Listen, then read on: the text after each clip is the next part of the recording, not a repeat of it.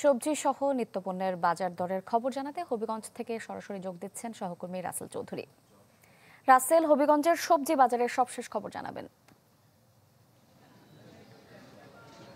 ইমা, আমি এখন আছি হবিগঞ্জের কোর্ট স্টেশন এলাকা চাষি বাজারে। এখানে বাজার ঘুরে যেটা দেখা গেছে যে হবিগঞ্জে এই গত এক সপ্তাহে কিন্তু সবচেয়ে বেশি বেড়েছে চালের দাম।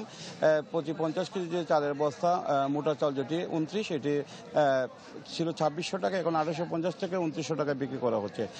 এছাড়াও কিন্তু হবিগঞ্জের যে মিনিকেট চাল যেটি 3600 টাকা ছিল, এখন 3800 টাকা বিক্রি করা হচ্ছে, এবং যেটি নাজিরশাল চাল যেটা ছিল 3500 টাকা, এখন কিন্তু এটা 3700 টাকায় বিক্রি করা হচ্ছে।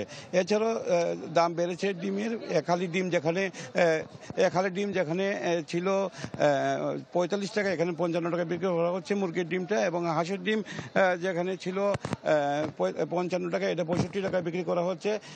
এছাড়াও কিন্তু পেঁয়াজের দাম বেড়েছে। পেঁয়াজ ছিল 90 টাকা কেজি, এখন কিন্তু 110 টাকা কেজিতে বিক্রি করা হচ্ছে। রসুন ছিল 180 টাকা, যেখানে 220 টাকা বিক্রি করা হচ্ছে। এছাড়া কিন্তু ডালের দাম 110 টাকা এবং আলু 60 টাকা কেজিতে বিক্রি করা হচ্ছে। এছাড়াও চিনি 125 টাকা এবং 5 লিটারি ভোজ্য তেল বিক্রি করা হচ্ছে 810 টাকাতে।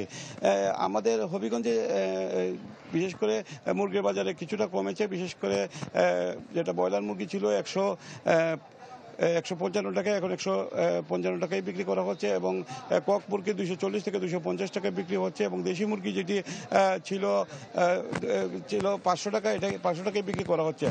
এছাড়া কিন্তু হবিগঞ্জের যে সবজির বাজার, যেহেতু হবিগঞ্জে বন্যা হয়েছে 5টি উপজেলায় এবং বেশ ক্ষতিগ্রস্ত হয়েছে সবজি ক্ষেতগুলো, এজন্য কিন্তু সবজির বাজার বেশ চড়া। বিশেষ করে টমেটো 120 টাকা বিক্রি করা হচ্ছে, এবং ঢেঁড়স বিক্রি করা হচ্ছে 50 টাকায়। লেবু হালি কিন্তু 30 টাকা ছিল, এখন 40 টাকা বিক্রি করা হচ্ছে, এবং প্রতিটি আদা কিন্তু 120 থেকে 140 টাকা বিক্রি করা হচ্ছে। আসলে হবিগঞ্জে বাজার মনিটরিং জোরদার করার জন্য সাধারণ ক্রেতারা জানিয়েছেন, এবং তারা মনে করেন যে হবিগঞ্জের যে বাজার মনিটরিং যদি জোরদার করা না হয়, তাহলে কিন্তু ব্যবসায়ীরা কিন্তু তার যে যার মতো করে দাম হাঁকাবেন, এবং বাজার পরিস্থিতি স্বাভাবিক হবে না। তবে তারা জানিয়েছেন যে যাতে বাজার পরিস্থিতি মনিটরিং জোরদার করা হয়। ইমা। রাসেল, আপনাকে অসংখ্য ধন্যবাদ। হবিগঞ্জ থেকে সবজি বাজারের খবর জানাচ্ছিলেন সহকর্মী রাসেল চৌধুরী।